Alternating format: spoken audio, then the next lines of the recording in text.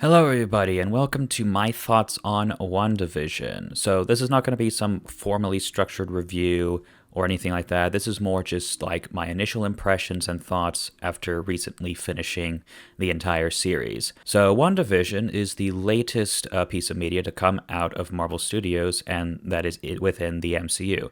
What we know is that WandaVision takes place after Avengers Endgame and follows Wanda Maximoff. What WandaVision is basically a blend of like classical television set in the MCU in which Wanda and Vision are in this like sitcom kind of show, and and basically as the show goes along, you start to figure out what's going on and why it's being presented this way, etc. It's basically kind of a mystery. So my initial thoughts with WandaVision is I overall did like it. One thing that I like about it is there is a lot to appreciate about it. Like, I appreciate that Marvel did something new, something different that I've never seen before in the MCU.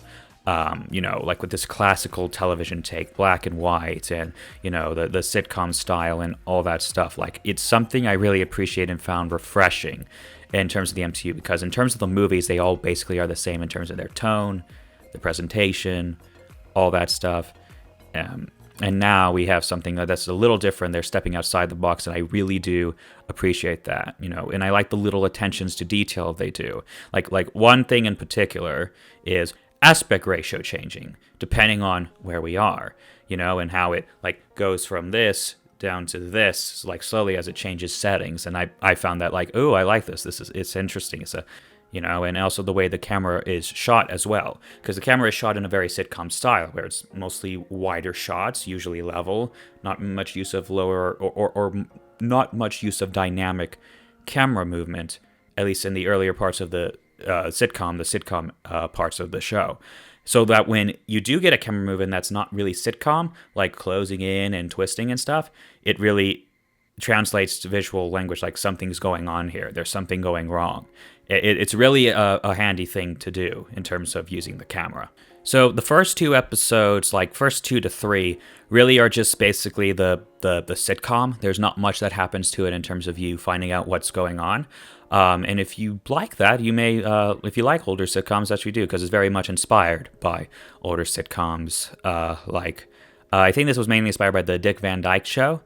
But yeah, personally, I didn't find the sitcom stuff that funny. I found it kind of slow and boring. I don't know. I can't really get into much sitcoms. To me, they actually have to be funny, cleverly written, stuff. Like having a studio audience laugh, to me, kind of takes me out of it, especially if I don't find it funny. Pretty much in episode 3 is when you start to see things go down, because in episode 3, after the birth of the twins, Monica and Wanda have a conversation, and Monica reveals that she knows about Wanda's brother and that he was killed by Ultron. And this ticks her off, and was like, you, who are you, and how do you know that? And basically, Wanda forces her to get out of the hex. That's when you start to figure out that this whole sitcom thing is taking place in this town. That is like, there's this force field, little area, pixelating field thing that is surrounding this town in the form of a hexagon that this apparently seems Wanda has created, and that when you pass through it, you basically blend in and have your mind controlled. At least sometimes. It's not consistent whether whose mind gets controlled and what. And that happens at the end of episode 3, where you see like, oh, there's something going on here, because there's these tents with all these, FBI operatives and secret government agencies, whatever, coming through, and then episode 4, you basically start to figure it out. And that's something that I kind of don't like. I wish the mystery lasted longer, because pretty much by episode 4, most of what's going on. And the thing that kept me intrigued, at least in terms of episode 2 and 3, was, I'm wondering where this is going to go. And I want every episode to make me want to try to figure out a new aspect, but keep me guessing until the very end. But the thing is kind of at episode 4, you kind of know everything you need to know about what's going on. So I think they kind of blew the load a little early. And I wish they kind of kept it more further near the end. Like maybe like episode 7 is where you kind of figure everything out. I kind of wish the mystery was still there until the end, rather than kind of blowing it a little in the middle. So yeah, basically episode 4 is where you figure out everything. You figure out that Monica, who apparently is the little child from Captain Marvel, that's who she is. Like, okay. She gets, you see the beginning of in episode 4, you see the beginning of the blip when everyone comes back from Thanos' snap. It's a interesting little segment. I'm like, oh, I actually like this little segment outside of the context of the show. Like, oh, it's interesting to kind of see this happen in a setting after everyone gets snapped back.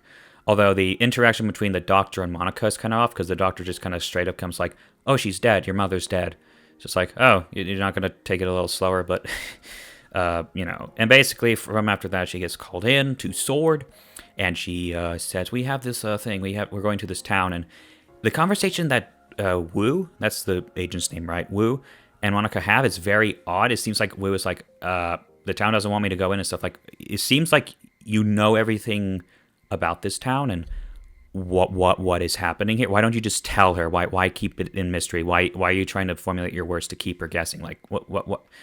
I think you already know what's going on here, so why don't you just tell her? Because he seems like he knows, but he's just trying to hide it from her.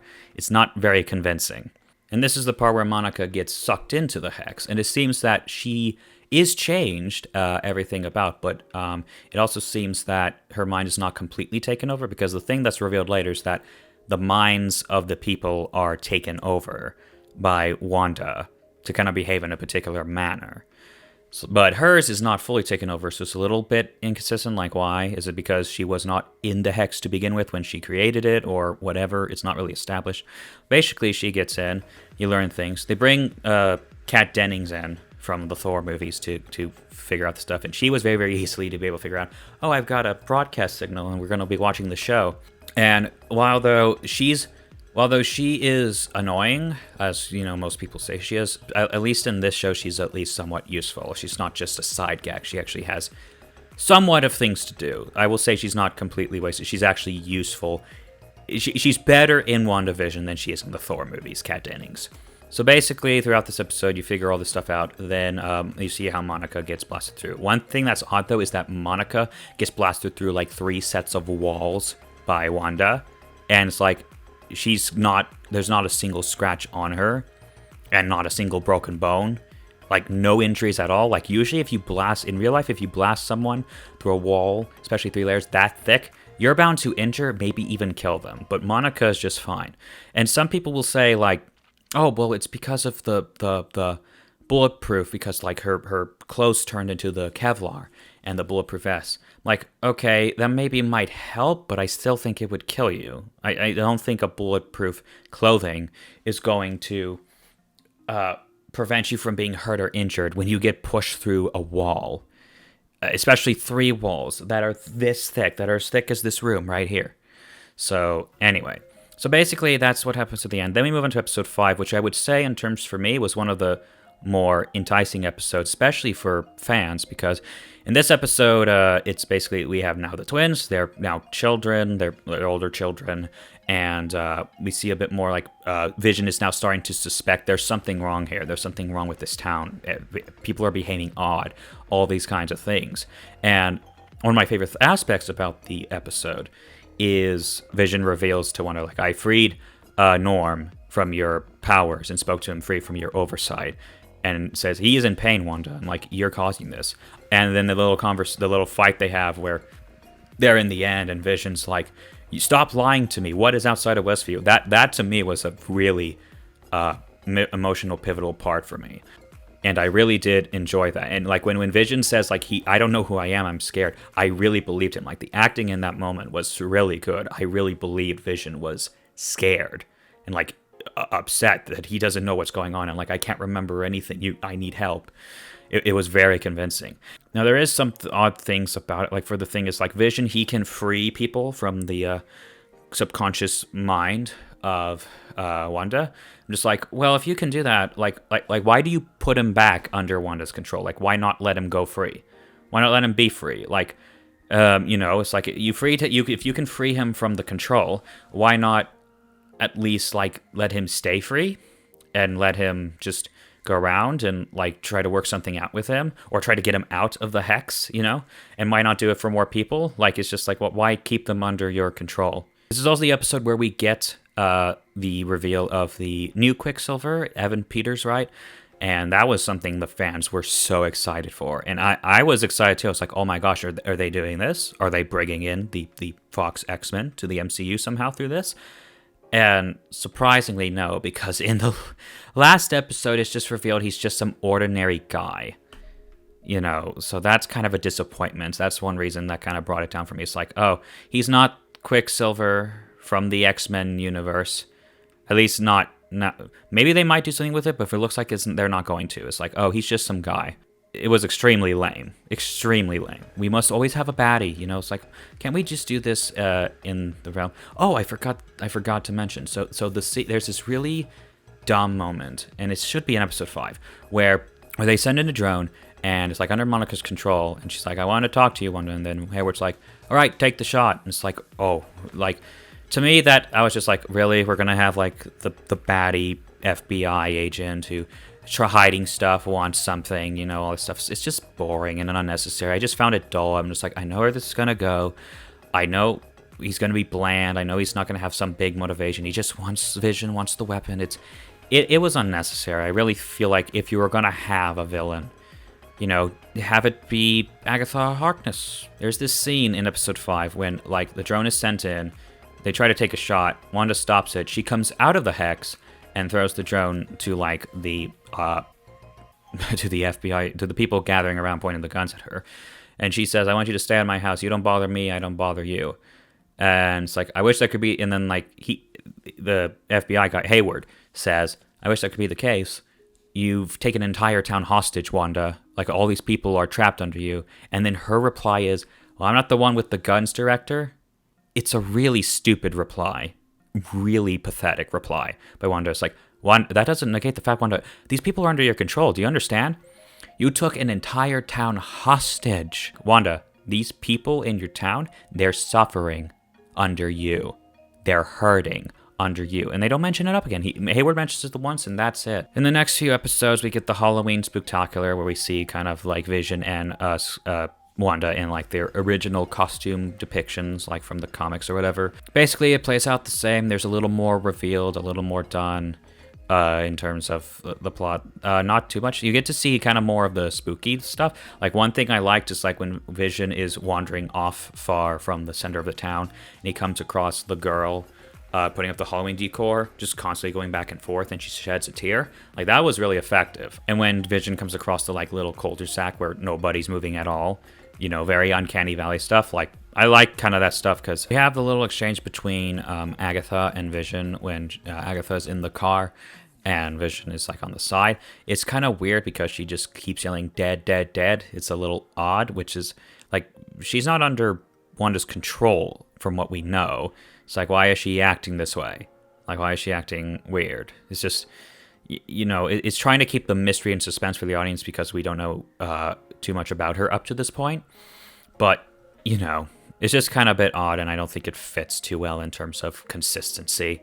And then the episode ends with basically Wanda expanding the size of the hex to get rid of like all the, forces that the FBI and government agencies have around, at least dwindle it a bit, and also to save Vision because he gets out of the hex and he's like the people in there need help, and Vision is taking the initiative here. It's like the people need help. We have the breaking the fourth wall episode. There's not much to this episode other than the end when it's revealed that Agatha is Agatha Harkness, who is another witch who's been around for a while, at least since the Salem witch trials. There is this really dumb thing. Here's the thing. This is the episode where Vision is trying to talk to Kat Dennings, and she's now in the hex, so her mind is being controlled. He doesn't do the free thing like right away. He's trying to talk to her and say like, no, we know each other. I saw you outside the hex and stuff. She's like, I don't know what you're talking about. It's like, Vision, use the thing. You have that power. Free her from the grasp. But then they're trying to get back to like Wanda's house, and then there's like this traffic light, and then there's constantly things getting in the road. Construction workers, and then the school bus, and the children. It's like, Vision, you can fly. Just fly. And he eventually does, but I'm just like, Vision, go. Like, why didn't you do that in the first place? Just go. You can fly, you can travel through things. Like, just go. Leave, tell Kat, like, I'll meet you here at this time or whatever. Like, you don't need...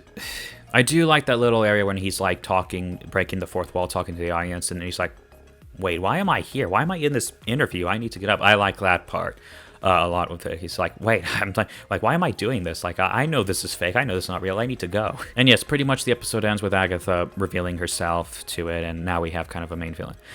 The next episode is basically a recap episode before, like, the finale.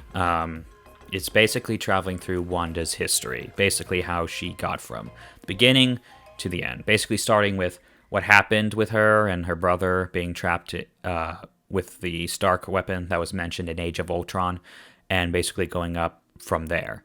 I will say my favorite aspect of episode 8 is the conversation that Wanda and Vision have, like, in the room when she's watching the sitcom. Because the thing is, the reason why I can say maybe I didn't get into the first couple episodes with the black and white 50s and 60s episodes is because, like, I never really liked Wanda and Vision as a couple, like, in terms of the MCU, because they barely had any development. They barely met in Age of Ultron. Then we had Civil War, which there was not too much there. And then they're a couple by Infinity War.